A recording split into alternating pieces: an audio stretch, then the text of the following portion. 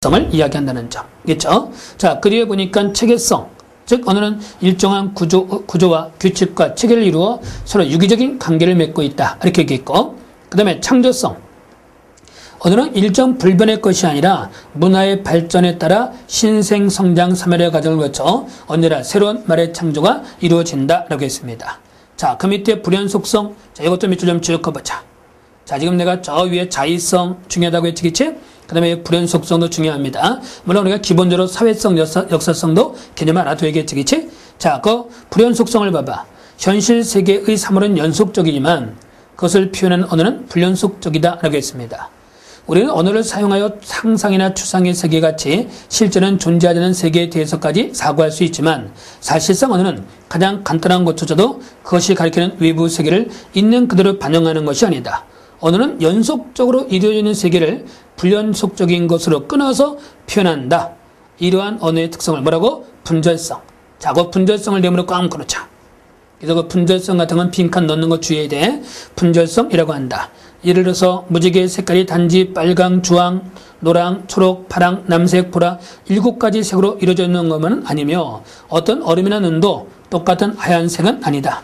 뺨턱 이마 사이에도 정확한 구역이 정해져 있는 것은 아니다. 매년 송구영신하면서 무근해가 가고 새해가 온다고 생각하지만 사실 12월 31일과 1월 1일 사이에 시간의 흐름에 어떤 분명한 경계가 있는 것은 아니다 라고 했습니다. 자, 이게 어떤 얘기일까? 이건 이런 얘기죠. 언어의 불연속성, 분절성이라고 부르기도 하고 또는 이것을 우리가 불연속성이라고 우리가 부르기도 하는데 이 분절성, 불연속성이라는 얘기는 어떤 얘기냐? 이건 이렇게 정의되면 되겠죠. 자, 우리가 물이 이렇게 흐른다고 생각해보자는 말이야. 그럼 물이 흐르면 어떻습니까? 이거를 우리는 어떻게 해? 우리는 자기 마음대로 상류, 중류, 하류 이렇게 쪼개고 있잖아. 그치? 우리가 정확하게 여기까지가 상류, 중류 이렇게 쪼갤 수 있는 게 아니죠. 근데 마치 우리 말하면 됩니까? 이것을 어떻게 불연속적인 것처럼 이렇게 쪼개고 있단 말이야. 이러한 것을 우리가 뭐라고 한다? 분절성 또는 뭐라고 해? 불연속성이다. 이렇게 우리가 불러준다는 얘기죠. 그치? 자, 우리 사람의 얼굴을 생각해봐. 사람의 얼굴을, 자, 여러분 얼굴을 한번 생각해 보세요. 자, 이마다, 뺨이다, 턱이다 얘기할 수 있지, 그치? 자, 그러나 어디까지가 딱 뺨이고 어디까지가 턱인지 쪼갤 수 있어, 없어? 없잖아, 그치? 그러니까 연속되어 있는 거죠, 그쵸? 이걸 마치 우리 말하면 됩니까? 불연속적인 것처럼 쪼개고 있다는 얘기죠. 이러한 것을 우리가 뭐라고 한다? 분절성 또는 뭐라고 해? 불연속성이다. 이렇게 우리가 부른다는 얘기죠. 그치? 그래서 불연속성, 분절성이라는 것은 바로 이제 어떻게 사물은 연속되어 있지만 이것을 언어에서는 쪼개고 있다는 개념이죠. 이걸 우리가 불연속성이라고 하고 분절성이라고 부른다는 점. 이렇게 우리가 정의되면 됩니다. 알겠어? 자, 그 다음에 말하면 됩니까? 언어의 추상성. 자, 이것도 몇 줄 좀 지어놓자. 그래서 언어는 인간의 추상하는 사고 능력을 의해서 만들어진다라고 해서 추상화란 같은 부류의 사물에서 공통적 속성을 뽑아내는 과정. 자, 그거 밑줄 좀 쭉 꺼보자. 그래서 공통적 속성을 뽑아내는 과정. 요걸 바로 우리가 뭐냐면 추상화라고 한단 말이야. 자, 거기 봐봐. 우리가 사용하는 명사 하나를 예를 들어보자. 가령 꽃과 같이 매우 쉬운 단어를 할지라도 이를 상당한 수준의 추상적 과정을 거친 후에야 형성된 개념이다. 우리가 꽃이라고 부르는 대상들을 실제는 무궁화, 진달래, 개나리, 목련 등의 다양한 모습으로 존재하는 것으로서 그 구체적인 실체를 가리키는 것이 아니다. 바꿔 말해서 꽃이라는 말의 의미 내용은 우리가 수많은 종류의 꽃들로부터 공통적 속성을 뽑아내는 과정, 즉 추상화 과정을 통해서 형성된 것이다. 이러한 수많은 아이어들을 묶어 표현하는 말들을 우리가 총칭어라고 하는데, 자, 그럼 거기서 뭐냐면 우리 위에 나와 있는 꽃이 바로 뭐야? 총칭어지? 자, 밑에 무궁화, 진달래, 개나리, 목련 여기 바로 뭐냐면 하위어가 되는 거죠. 그렇지? 그래서 꽃이 총칭어가 되겠고 무궁화, 진달래, 개나리, 목련이 하위어가 됩니다. 그래서 수많은 하위어들을 묶어 표현하는 말들을 총칭어라고 하는데 그 개념은 인간의 머릿속에만 존재하는 것이다. 이런 식으로 생각해 나간다면 사실 하위어인 무궁화라는 단어 자체도 또한 추상화된 개념에 해당한다. 무궁화의 종류도 많을 뿐만 아니라 하나하나의 모양도 제각기 다르기 때문이다. 우리는 이미 말을 배울 때부터 이러한 추상화 과정에 너무나 익숙해져 있기 때문에 스스로도 잘 인식하지 못하고 있는 것이 보통이다. 그러나 실제로 고유명사 같은 특별한 말들을 제외하고는 우리가 사용하는 단어들의 대부분은 이와 같이 고도로 추상화된 개념을 실현하려고 있다라고 했습니다. 그래서 언어의 특성, 이것은 이제 우리가 그런 정도로 한 번쯤 정리해 두면 되겠지, 그쵸? 자, 우리 그 뒤에 보니까 이제 언어의 기능이 나오죠, 그쵸? 자, 언어의 기능이라는 것은 거기 보니까 한번 보자. 언어는 인간의 정서나 사상을 표현하고 정보를 전달하는 기능은 물론 문화 창조와 계승에 큰 역할을 한다.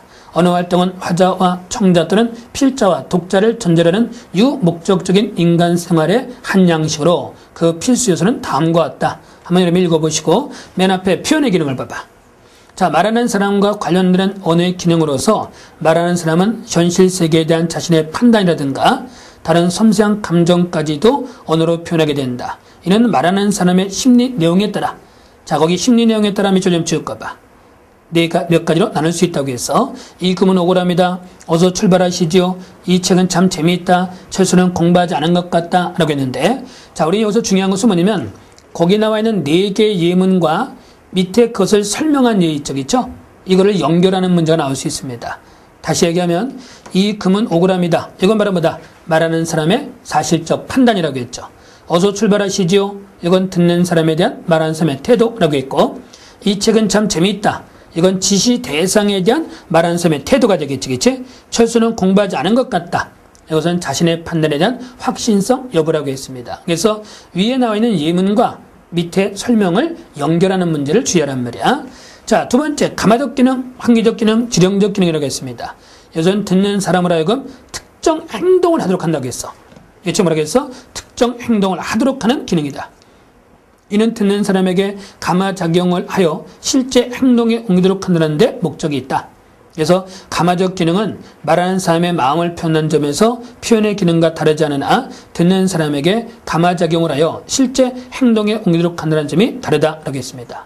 거기 어서 학교에 가거라. 여기는 금연장소입니다가 나는데 이런 명령, 자, 그 명령을 예부로 묶어봐. 특정 행동을 하도록 듣는 사람에게 직접 작용하는 것이고 이는 다만 형식만으로 본다면 단순한 서술이지만 자, 그 서술을 리모놓고 보자. 자, 이런 얘기죠.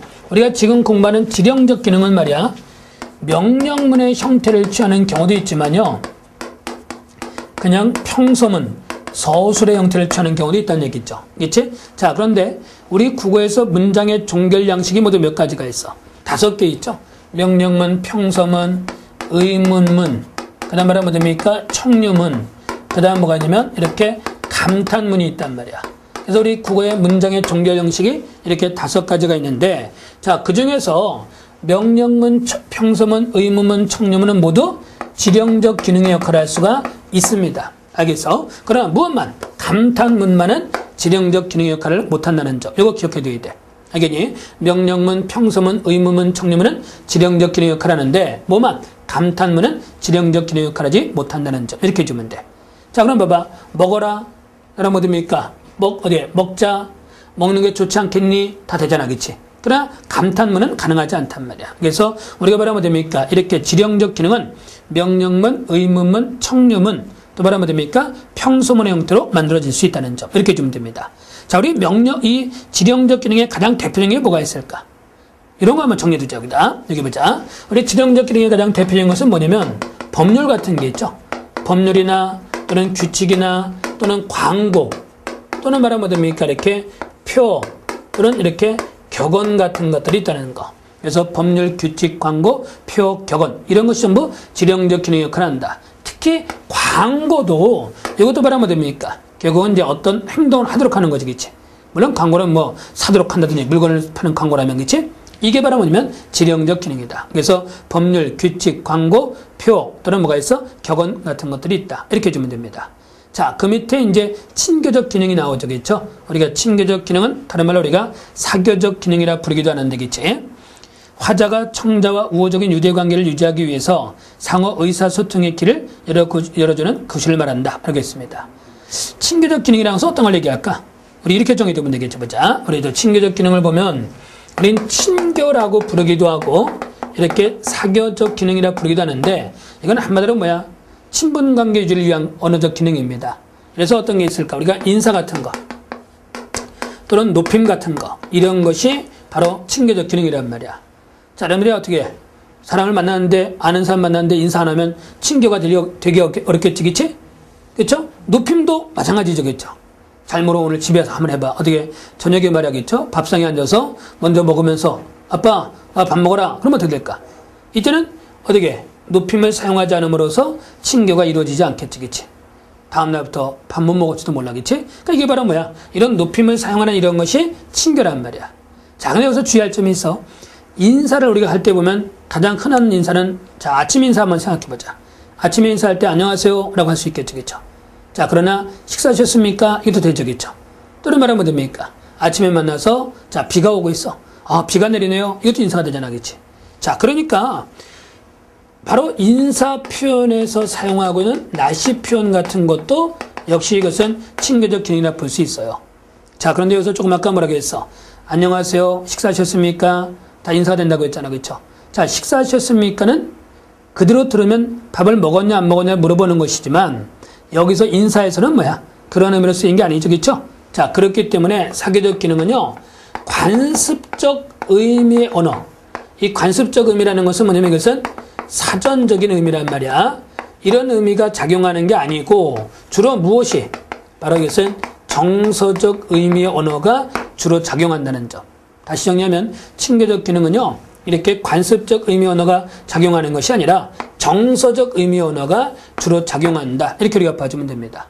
그래서 관습적 의미 언어보단 정서적 의미 언어가 주로 작용한다는 점. 이것만 우리가 기억해 두면 되겠죠. 그렇지? 그래서 사교적 기능은 이렇게 인사말, 날씨 표현, 인사할 때 날씨 표현 이야기했죠? 이런 높임, 이런 게 중요한 거다. 자, 그러나 우리 인사할 때 어디 말도 안 하고 그냥 꾸벅 인사만 할 수도 있지, 그렇지?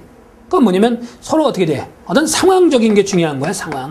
그래서 이 친교적 기능에서 무엇보다 중요한 것은 상황적인 요소가 되는 겁니다. 그 상황적 요소에서 그냥 꾸벅하는 것으로도 충분히 인사가 될 수 있는 거죠, 그렇죠? 이런 걸 우리가 생각하면 돼. 그래서 이것이 친교적 기능, 사교적 기능이다 이렇게 좀 되겠죠. 자, 우리 그 뒤에 보니까 이제 표출적 기능이라는 것이 나왔죠, 그렇죠? 이거는 뭐냐면 화자의 감정이나 태도를 표현하는 기능을 한다라고 했는데 이건 뭐냐면 이런 거야. 우리가 밤에 길을 간단 말이겠죠?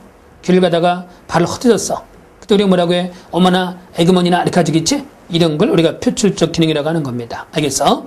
자, 그 다음에 지식과 정보 보존의 기능. 그래서 언어를 통해서 지식을 보존하고 축적해가는 기능이라고 했고, 관어적 기능. 거기 보니까 언어 수행에 필요한 매체로서 언어에 충실한 기능을 한다. 예를 들어서 국어의 아버지는 영어의 father에 해당한다. 선친이라는 말은 돌아가신 자기 아버지를 가리키는 말이다. 즉 이렇게 말하면 됩니까? 언어로서 언어를 해석하고 설명하는 기능을 얘기하는 거죠. 그 다음에 심미적 기능이라고 했는데 이 심미적 기능을 우리가 다른 말로 미적 기능이라고 부르기도 합니다. 그래서 이것을 우리가 심미적 기능 또는 미적 기능이라고 하는데 이 심미적 기능, 미적 기능은 한마디로 생각하면 돼. 예술작품, 바로 문학작품에 사용된 언어적 기능이다. 이렇게 주면 됩니다. 그래서 심미적 기능, 미적 기능은 바로 어디에? 문학작품, 그렇죠? 예술작품에 사용된 언어적 기능을 이야기한다는 점. 이렇게 우리가 정해주면 됩니다. 됐죠? 자, 이렇게 해서 우리가 이제 어떻게 첫 번 수업을 쭉 했는데, 여러분이 가장 중요한 것은 순화가 필요한 생활 속의 일본어 이쪽 있죠? 그 개념 여러분이 잘 정리해놓고, 그 다음에 이제 우리가 어떻게 언어의 특질에 관한 것들. 그래서 언어는 자의성을 갖고 있다, 사회성, 역사성, 불연속성, 또는 추상성, 이런 개념이 이쪽 있죠? 언어의 특성에 관한 개념도 여러분이 한 번쯤 생각해 둬야 됩니다. 언어의 기능에 관한 것도 많이 나오지는 않지만 한 번씩 나오거든, 그렇죠? 근데 이것은 이제 특히 표현의 기능에서 예문과 설명을 연결하는 문제가 중요하다고 했지, 그렇지? 그렇죠? 그런 걸 여러분이 기억해 둬야 되는데, 언어의 기능을 공부할 때 한 가지 주의할 점이 있어요. 실제 어디에 표현된 그 문장만 가지고는 이것이 표현의 기능인지 가마적 기능인지 잘 모를 때도 있어요. 왜? 상황적인 요소가 그것을 어디에 받쳐주지 않으면 정확한 해석이 되기 어렵겠지, 그치? 그래서 실제 우리 시험장에서는요, 거기에 대한 그 상황적 요소를 항상 덧붙여 주게 되어 있습니다. 그래서 실제 그렇게 어렵게 나오진 않아. 그래서 여러분들이 그런 정도 여러분이 정리해두고, 특히 한 번 더, 자, 오늘 공부한 것 중에서 생활 속의 일본어, 그렇죠? 꼭 외워두시기 바랍니다. 알겠죠? 자, 여기 이제 이렇게 해서 현대문법 첫 시간을 했는데, 아마 여러분들 중에서 그 예습을 안 하고 수업을 들은 사람이 있을 거야, 그렇죠? 그러나, 그런 사람들은 아마 수업을 듣는 게 조금 어렵지겠지. 물론 이제 오늘은 그래도 그렇게 복잡한 건 아니니까 좀 낫지만, 그러나 다음 시간부터는 반드시 예습을 하세요. 그리고 와서 수업을 들으면 훨씬, 예습은 다른 게 필요 없어, 그렇죠? 수업을 듣기 전에 먼저 한번 쭉 읽어보잔 말이야. 어떻게? 그냥 한 5분 정도. 그렇죠? 한 강의 들 때 한 5분 정도 한번 쭉 읽어봐서 어떤 내용을 내가 공부하게 되는가, 이걸 한번 판단하는 게 좋다는 얘기죠. 알겠죠? 다음 시간은 예습하면서 꼭 만나기로 합시다. 자, 고생했습니다.